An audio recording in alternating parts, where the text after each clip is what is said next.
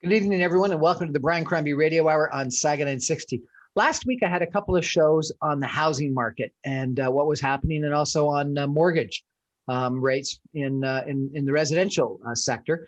And I was handed a quarterly report by Andrea Kraus of Leonard Commercial Realty Brokerage that was described as an excellent review of what was going on in the commercial sector of the marketplace.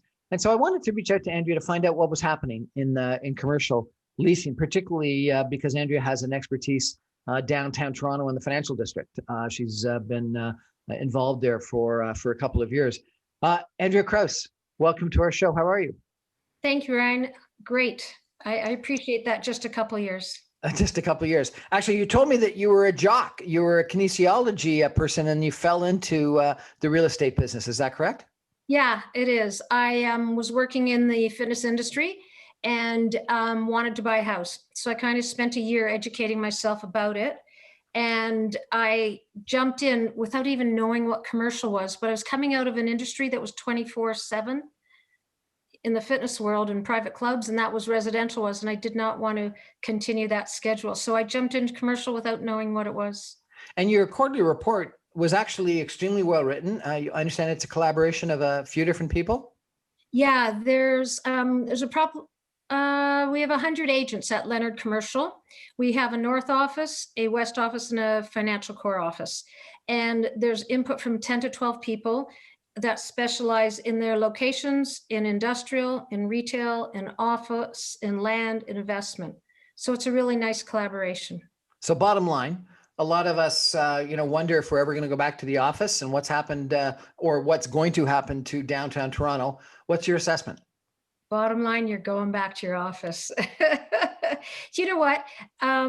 Working from home has worked for people. It's a digital economy, which has grown because of this pandemic we're all experiencing.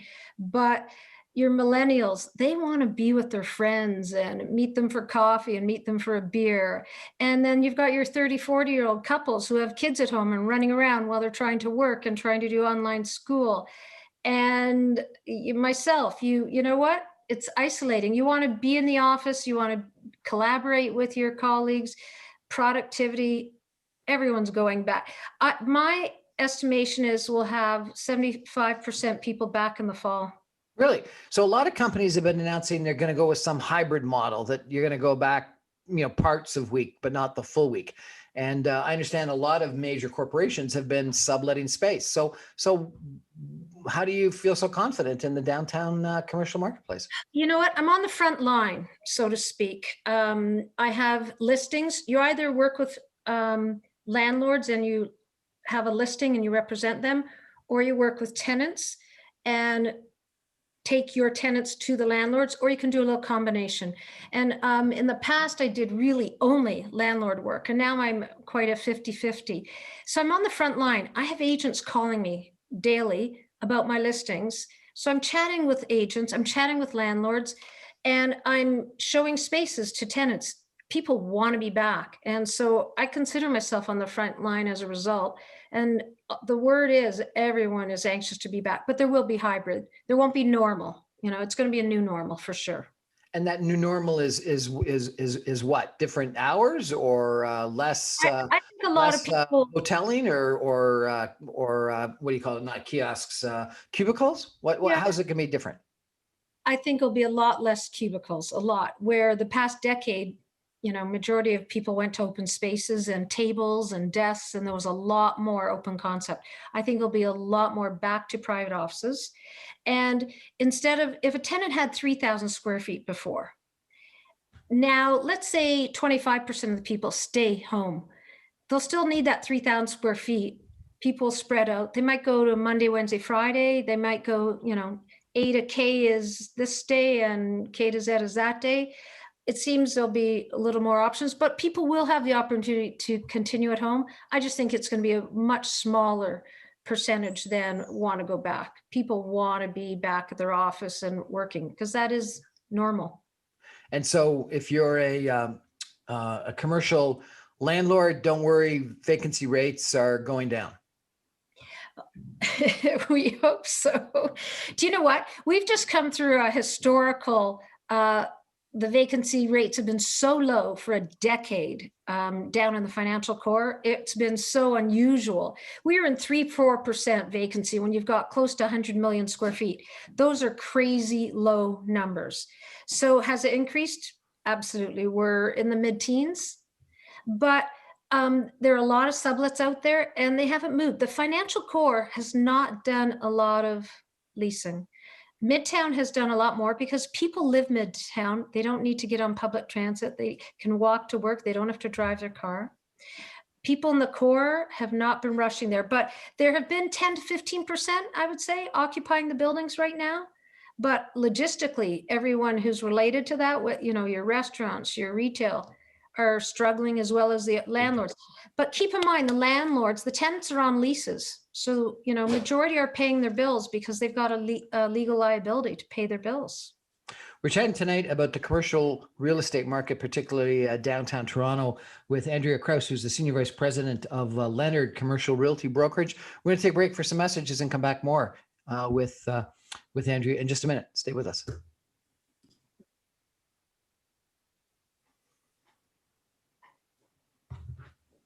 Welcome back to the Brian Crombie Radio Hour. We're chatting tonight with Andrea Kraus, who's a Senior Vice President, Sales Representative with Leonard Commercial Realty, specializes in downtown Toronto, the financial core. And she thinks we're all going to go back to the office. So you heard it here. And because of that, vacancy rates are going to go down. Let's talk about this a little bit, if we could, Andrea. People were worried about, I've been downtown half a dozen times in the last year, and it's been like a zombie apocalypse, or whatever the word is. And the restaurants in the food courts and the shoe repair places and the dry cleaning places have all been like closed up. Nothing's been open. That's got to be devastating to a lot of those small businesses. And you're saying, but the landlords haven't been hit because people are still paying their rents. So I wouldn't say the landlords haven't been hit, but every tenant is on a legal liability. So majority are paying, and they have worked out some rent deferrals. The retail's been hit harder than office. They're still on lease. So whether a company has completely defunct and gone bankrupt is a different story. But I would believe that majority are trying to work out something with their landlord and praying to get back at some point. I spoke to a gentleman a few days ago, just in my neighborhood. We were walking our dogs. And I said, do you think you're going to be, reopen in September? And he said, I've been paying my staff the whole time. I've been open. We're doing very little business. But he said, I couldn't do that to my staff. And he's a takeout food. And so he is planning also in the fall to be back. I interviewed Joe Barrage, Urban Strategies, very well-respected city planner. And he said that offices are going to have to change and adapt. And we already talked about, maybe less cubicles, more private offices. But he was saying things like people aren't going to be as comfortable on elevators and occupancy on elevators is going to be reduced. And we're going to have to, therefore, stagger how people come in. And he talked about a whole bunch of other different solutions, better ventilation, et cetera. Do you think people are going to be making those kinds of changes, or no, it's just going to be back to business? Landlords have already started some of those changes. They're trying to make their lobbies a lot more sanitary. They're creating those digital wave pads that open doors now, which I love. Elevators, staggering the time is my gut, and people will follow that. I think one of the bigger issues is public transit. Yeah. How are the majority going to get downtown? That, I think, is the bigger issue, and I don't have an answer for that. But, it's a small percentage that drive daily. I had an architect on my show that told me the biggest change is we're going to have to change the hinges on all the washroom doors, because the typical washroom door is a push in and a pull going out. And he says, but then you wash your hands and you're already unsanitary as soon as you pull the door open to get back out. And he said, it doesn't make sense. They should be a pull in, push out, so you can push with your shoulder or your foot, and you've got clean hands to go back to your workplease. You're talking to someone who's done all of that in the past, so I agree. Are we changing our doors, do you think? No, they are not. I think in the past decade, I saw 2 landlords that had these beautiful kind of the Purell stations, sanitized stations, right at the door. So once you've touched everything, you can Purell on your way out. And I think they're going to need a lot more of those. So that's what we're going to be doing, is Yeah, sanitizing. they're not going to change the doors at all. There's going to be a lot more sanitation stations. I saw some statistics on sublets at Young and Shepherd. Now that's not your area, but it was like, over 20% of the marketplace was available on sublet. Is that possible? Yeah. And so you've got many nodes. So let's use our Young as corridor as where we compare the nodes. So the financial core is south of Bloor. Midtown is Bloor, St. Clair, Eglinton, and then the Young and Shepherd's north of the 401 and north. So they're all different nodes along the subway line for obvious reasons. And every node's slightly different. Young and Shepherd is typically very similar to the financial core. People, because it's its own little core, but downtown is, as I said, mid-teens. Midtown is lower. It's more in the 10%. Usually when you jump up to Shepherd, it's down, but I think it's still a place where people travel. So it makes sense that it's a little more challenged right now. Right. In all of the nodes, there's way more sublet spaces than direct space from landlords. But the reality is, like in the financial core, a lot of the sublets haven't disappeared because people haven't been rushing downtown. It's a good place to start, but there was still low vacancy to begin with. The vacancy that's available, majority are sublets. There's very few more direct spaces that came, some under natural expiries, but it's not that tenants have gone bankrupt and stopped. They're putting them on the sublet market. So it does make sense that Shepherd. But if they're putting it on the sublet market, doesn't that suggest that people are just trying to reduce their space and put it on sublet? And we've heard stories, who knows whether they're true, of banks putting on floors or consulting companies putting on floors and trying to reduce their total floor space because they think they're going to be not coming into the office as often. And a lot of the larger companies, I don't know if we're allowed to use names of companies, but announced, we're not going to go back.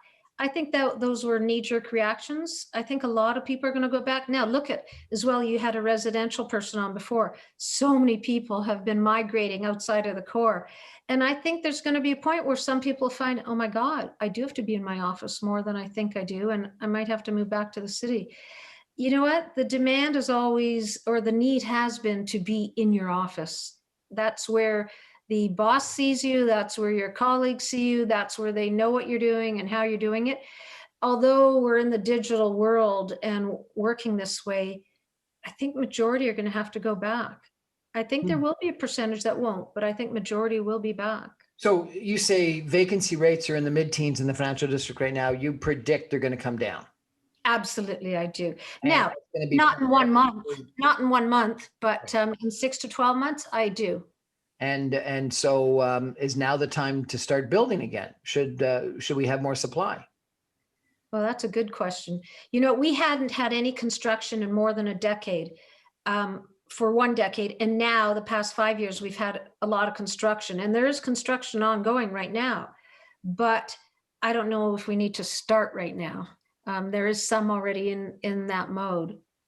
I was downtown, I guess a week ago, and I saw the new CIBC building at Bay and Front.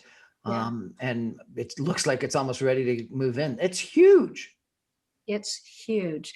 I think 1.5 million square feet. And that's got to be, a lot of floors from the old CIBC building at Bay and King moving down there, one would presume. Yeah. No, you're looking at, there's a couple of buildings in construction, so there's a lot more coming on stream. Now, some of them have already pre-leased very large tenancies. We'll see if some of those come to fulfillment and, come to fruition, because they may not. But I do see majority of people going back. I do see the construction continuing. As I said, we had a decade that less than 3% vacancy is pretty tough. Even in the 2008 financial crisis, it went up to 6-7%. maybe closer to 8, but it came right back down. So we've had really an enjoyment of low vacancies. The landlords loved it. The rates went super high, higher, probably their peak. So everyone's experiencing, every stakeholder is experiencing a change right now.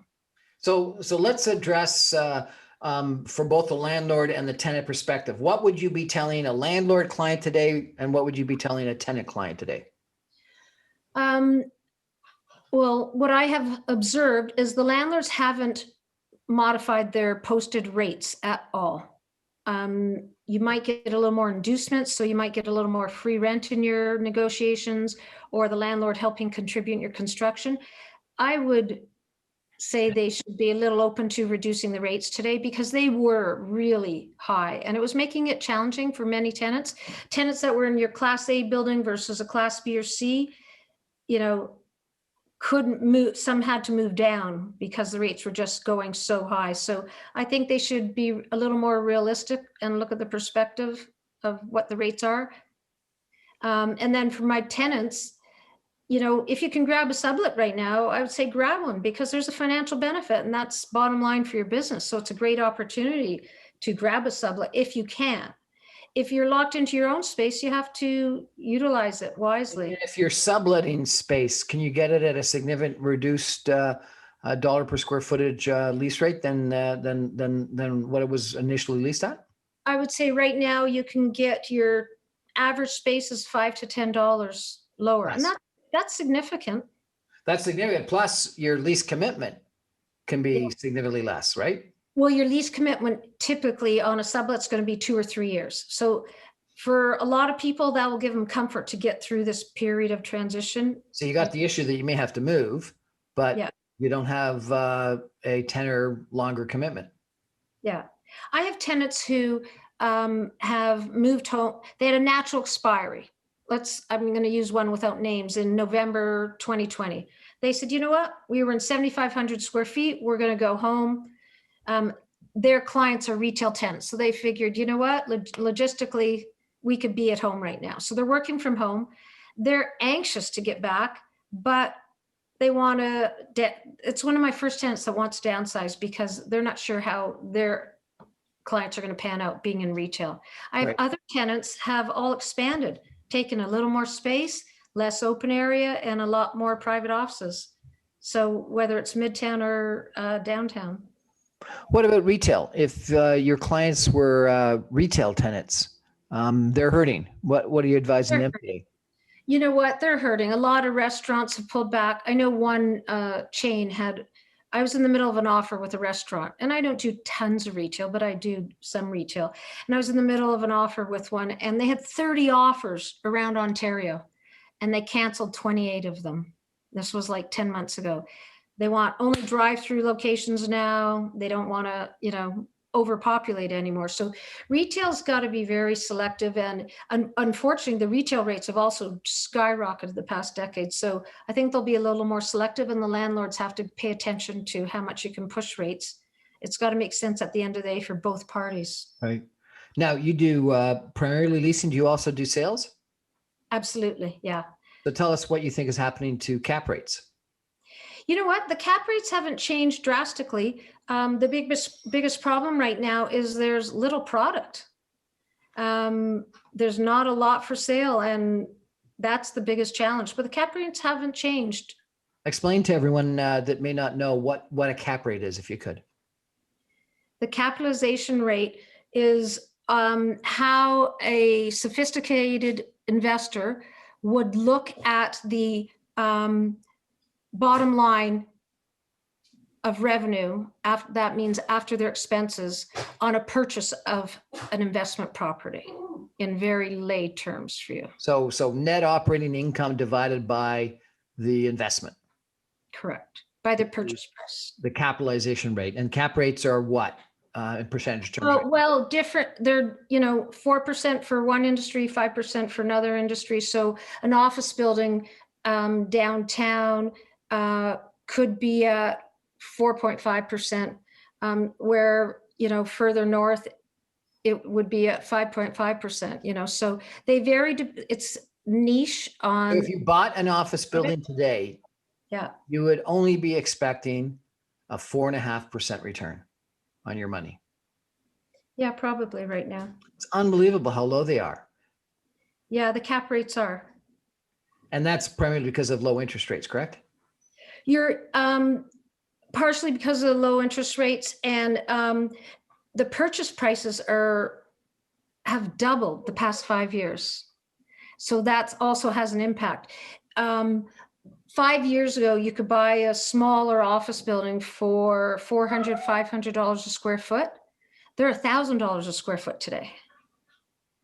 The challenge Condos that have gone from similar kind of per square foot changes. Oh, exactly. You know, they were $400 or $500. They're now $1,100, $1,200, $1,300, $1,400 a square foot. And they recently they said after 15 months of prices going down and rentals not being declining, it turned around after 15 months. They're seeing the rates come back, the rental rates come back, the purchase prices come back. So past decade, as I have said, commercial real estate has been booming and everyone has experienced it. So it's made it more difficult to purchase. It's made it more difficult to lease. We're chatting tonight with Andrea Kraus, who is a Senior Vice President Sales Representative with Leonard Commercial Realty Brokerage. We're going to take a break for some messages and come back more in just a minute. Stay with us.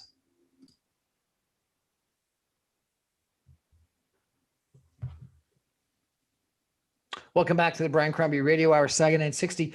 I had a couple of shows last week on what was happening with the residential housing market. So I wanted to check in with Andrea Kraus, who is a Senior Vice President and Sales Representative with Leonard Commercial Realty Brokerage, specializes in the financial district. Her office is at 55 University Avenue, and so she's right down in the downtown core. And she issues a quarterly review. I got to try to get on the mailing list for it because I think I could arrange that. Tell me that it was an excellent review, and I read it and I thought it was quite well written. The Canadian Chamber of Commerce, Andrea, came out with a report about 2 weeks ago that said that the financial district in Toronto was the second largest financial district in North America and the second fastest growing. And it had usurped the role of Chicago, Los Angeles, Montreal, other financial districts across the continent, and only was surpassed by New York. And suggested that it was a resource for Canada, an economic engine for Canada that we had to invest in because it employed so many people and it was such a critical part of what Toronto was all about. What do you think about that? Is that true? I find that interesting. I just heard from a colleague that Manhattan has reopened fully and their streets are busy and the sidewalks are busy and everyone's back in the offices and it's booming just in the past 3 weeks. I go out west for an annual conference and so I'm chatting with people from all the other provinces, and Toronto is it's the financial core of the country. There's no question. So I'm not surprised to hear that. What do you think we could or should do to ensure its success as a financial center? Is it more supply of office buildings? Is it better transit? Is it cheaper rates? What do you think are the sort of the keys to success? Well, that's a big question. Transit's a big issue. There's absolutely no question. Majority of people are taking transit to come downtown. And now that we have experienced this crisis, it's going to be a big question, I think, on top of mind of a majority of people. And if you imagine that majority of our labor force are the millennials, they're taking transit down. So I think it's a really important issue, although we have a fantastic subway system. And we have, King Street, you're aware of the Pilot Street, there's no pedestrian and it's now just with transit. I think initially it was quite a challenge to people downtown. Hundreds or thousands of people got horrifying tickets for still going onto King Street, which it's not allowed anymore. So I guess the city has started, but transit's the biggest issue that I think we have to pay attention to. You mentioned that in our earlier segment and expressed a concern about whether people would use it post the concern of COVID-19. What do you think? Are people going to get back in subway cars? I think they will, and they started, but I went to a meeting, what's today? Today's on Friday, and a gentleman rode up in his electric scooter. And he's like, I'm not going on that bus. So I have a feeling we're going to see a lot more of those and electric bikes. But I think the transit's one of our biggest issues, how to transport our people downtown and back into their communities. You have in the 100 million square feet, you've got, let's say there's a dozen, 15 landlords. So I don't think you can tell them to change their rate and reduce their rates. They're all private owners. And they're in the business of making money, and that's their business, how they make their money. So I don't think we can control the rates. This will have an impact, there's no question. But I think transit's one of the, what can the city do? I think the transit's the only thing the city can do. The city taxes all the landlords pretty substantially, and that impacts what the rates are downtown. So I've got 3 millennials. Actually, they're not millennials. They're whatever. I don't know what they are. I never know what generation is what these days. But they've all got employers downtown, and they don't live downtown now, but they all want to move downtown. They all want to live on King West, and bike or walk to work. And we've seen. I think that the line is more. What do you call them? Bike lanes? No, I was thinking more lifts in Toronto than anywhere else in North America. So cranes, that was what I was thinking about. Cranes. More cranes building buildings in Toronto than any other city in North America. So we're building tons of condos downtown. But then people started moving out of those 500 to 700 square foot condos, and some of them are less than 500 square feet, and wanted to move back to suburbia. Do you think that's going to change? Are people going to move back downtown? I think they'll move back downtown. I think they will. It's funny. I once went up on a roof and I counted the cranes because I was just in shock. I was working on a project at Queen and Church, and it was a different area, than the core, just outside of the core. And we were launching a product, 200,000 square foot. A landlord took 7 buildings and opened up in the middle and launched a large project. So I went on the roof with them. I don't even remember why we went up. I counted 12 cranes that were just east, all condo. I think one was office, the other were residential. So that was downtown east. And downtown east, in my opinion, typically is a decade behind downtown west. So there's not a lot of land left, whether it's west or east or south. So I think it will continue. In the past year, there are many landlords that are still buying land and buying condo sites. So they believe in it, that it's going to continue. And I think those people will go back downtown. I know a few that have bought, in the past year downtown. And I think it will continue because it's the only entry level for those millennials to get downtown, and they are the 500 square foot units. So we had this, 20-year move back downtown after, the prior move to the suburbs. And we did it both from an office standpoint as well as from a residential condo standpoint. And we had this sort of hiccup with COVID-19 for the last year and a half. You think it's going to go back to the way it was? Offices downtown, restaurants and entertainment, and the people in condos downtown again? I absolutely believe it will. And you know what? That's not just the salesperson in you talking. No, I've been down there. It's kind of scary, but 3 decades. And I've been through a couple of recessions, and I've seen it come back. And this is different. This is the first time I've lived through something like this. But just talking to everyone, whether it's landlords, whether it's tenants, people want to be back. Even the residential, they want to be back. They're looking. Yeah. I really believe in that. The financial core will always be the financial core. And that itself is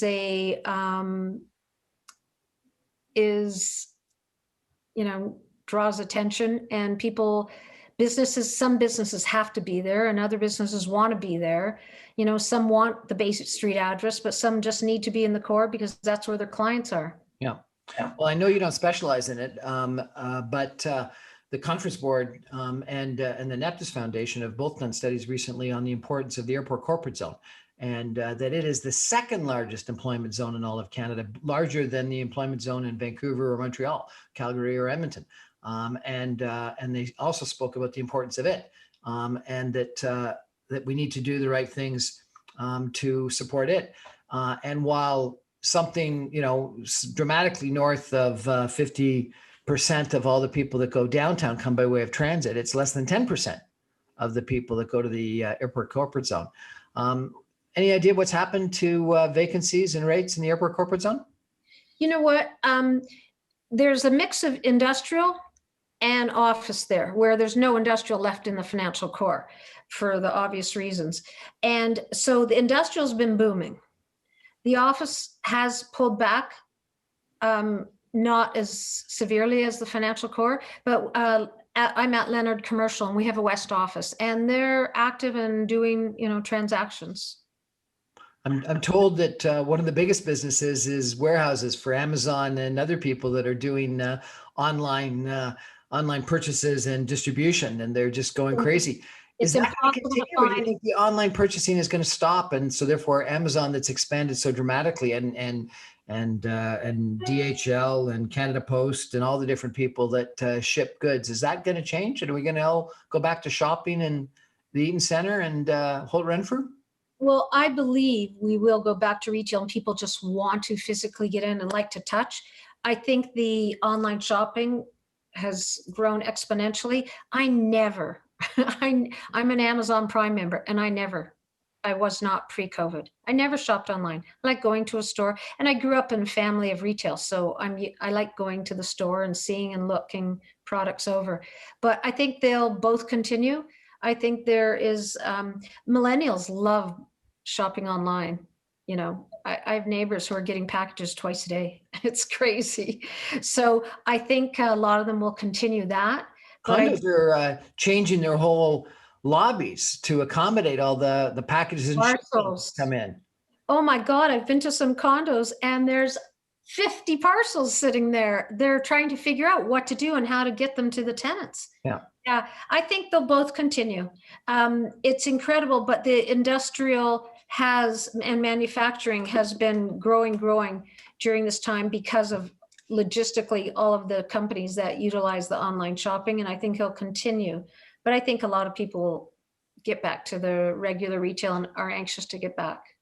So there was this big move to the, some people called it exurbs, but to the suburbs, and the creation of these sort of office parks in the suburbs, like the airport corporate zone. And you say it's a mix of office and industrial, and that's true. But you just south of the 401, south of the airport, it's primarily office right there. Yeah. Do you think that trend's going to continue, or no? We're not going to have this movement to suburban office parks anymore. They'll come back downtown. No, I think the Airport Corporate Center will continue. And you know what? That was a really well-planned, thought-out community. Versus in the core, it just kept growing and growing and going wider and longer. But that was a well thought out, there was more planned to that. And many landlords land banked and bought and said, if this goes, we'll go here and we'll continue. So I think the ACC, what didn't happen overnight, it's not because of the pandemic, that was, the past 2 decades, it was grown. I think it'll continue out there.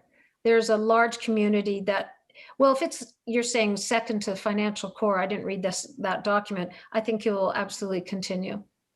So the other interesting thing that's happened over the course of, the last 10, 15 years is the development south of Front Street.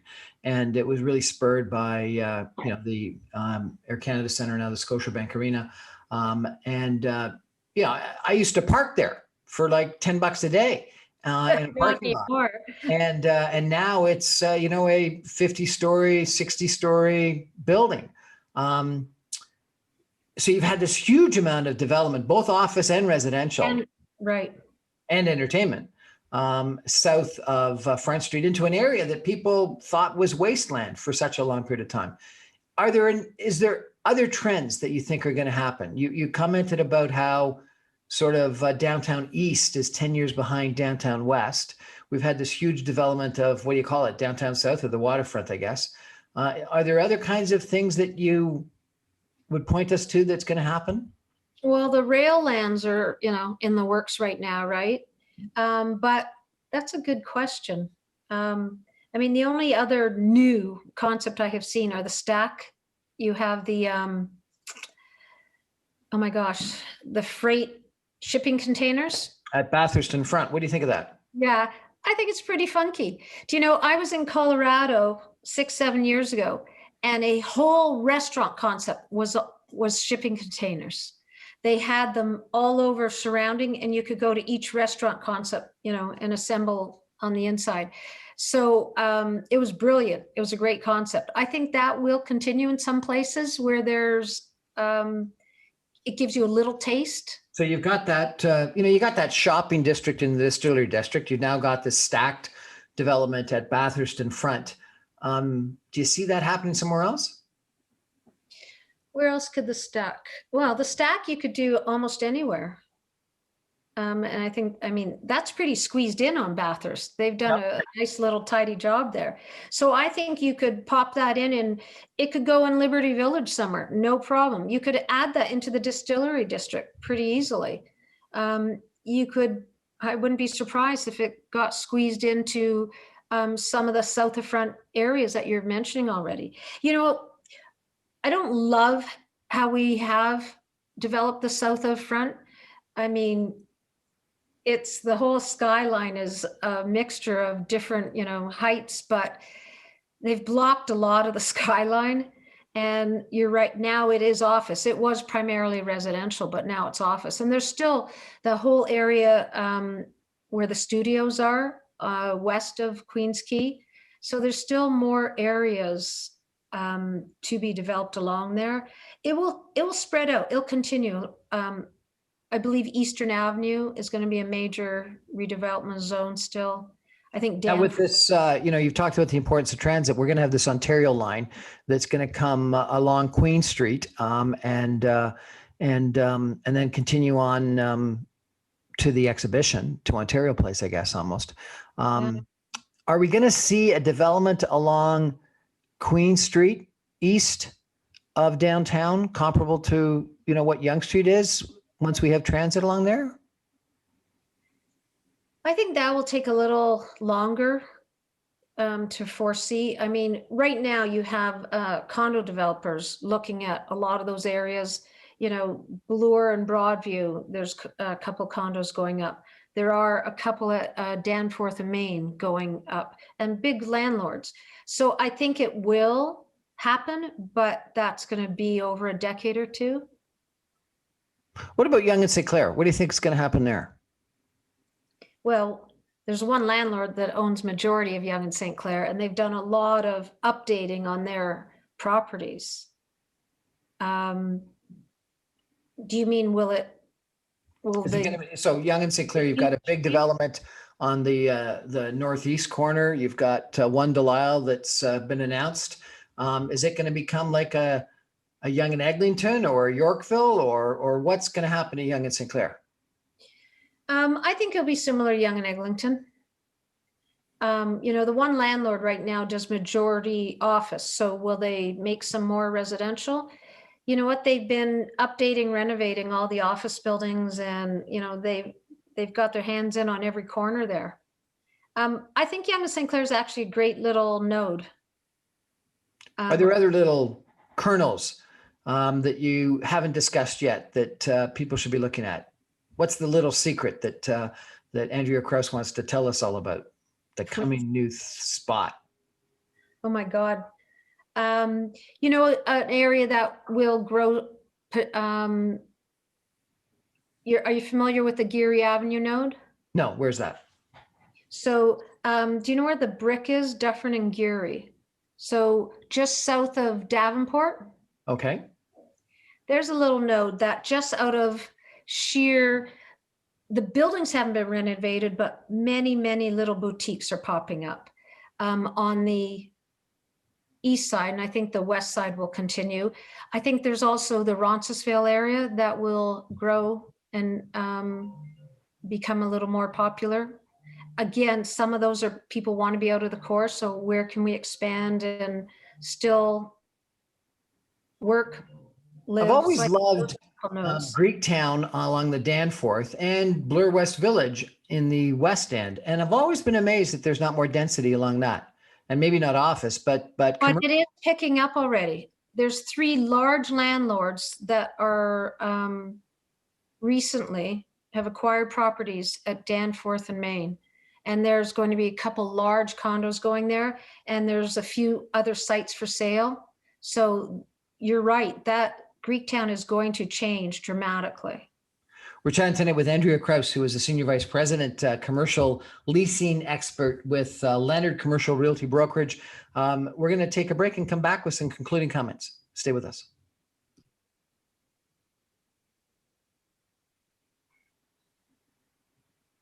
Welcome back to the Brian Crombie Radio Hour, Saga 960. We're chatting tonight with Andrea Kraus, Senior Vice President, Sales Representative with Leonard Commercial Realty Brokerage. She specializes in the financial district. I've tried to get her to tell us some secrets about what's going on across the rest of Toronto, but she's been really interesting in regards to what's been going on. And she thinks that we're going to come back to the office, don't you?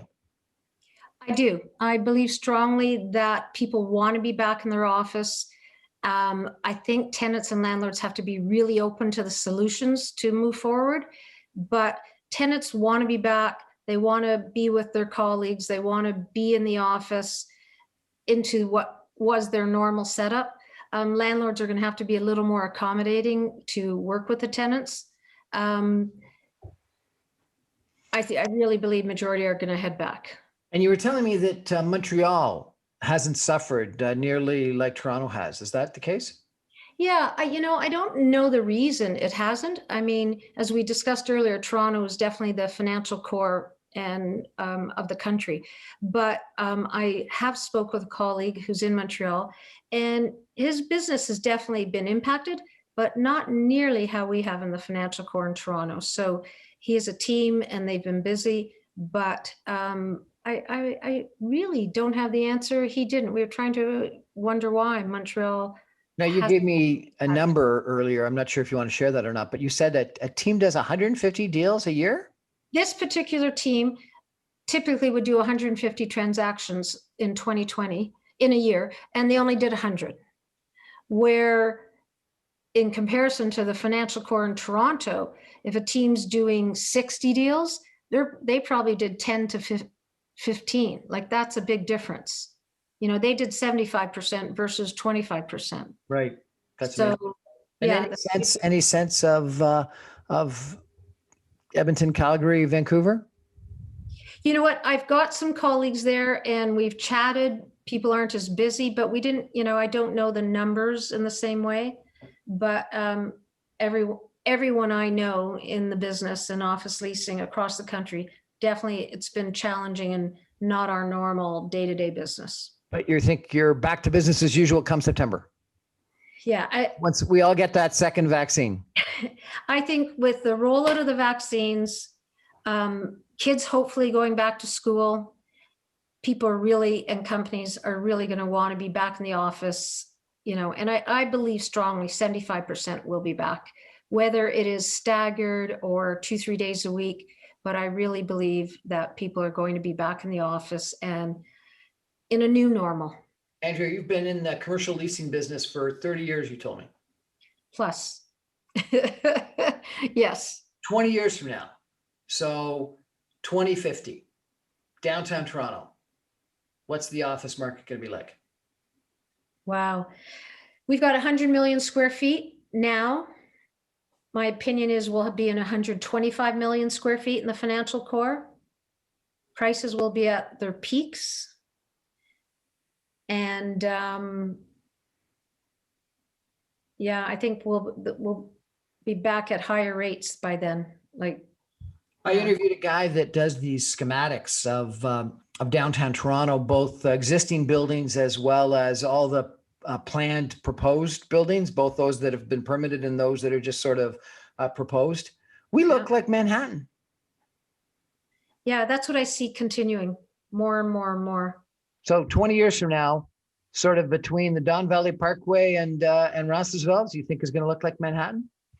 I think there'll be another 12 to 20 towers, office buildings.